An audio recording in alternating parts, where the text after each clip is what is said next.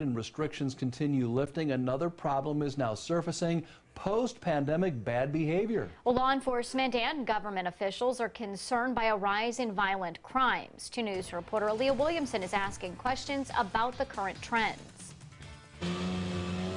Brooke, Mark, just this week in Ohio, there have been more than 3 shootings with more than 3 victims, including one right here in Springfield. That information comes from gunviolencearchive.org. Now, the Springfield Chief of Police says this is a concerning trend, but one that they expect to get worse as the shutdown continues to lift.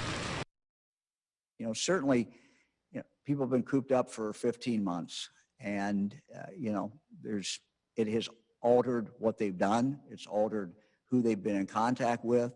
People have been isolated more.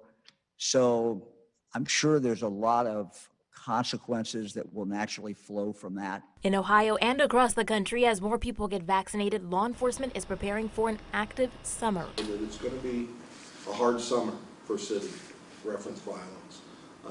We've been gearing up for that as we've gone through this last year with COVID and seeing some uptick in gun violence. Already a shooting in Springfield sending 6 people to the hospital and putting the community on edge. So one act of violence, specifically with the use of guns, is one too many in our community. Thursday, Governor DeWine proudly shared almost half of the population in Ohio is now vaccinated, but he has a warning for those who feel emboldened to commit crimes of violence. So this is really about criminals.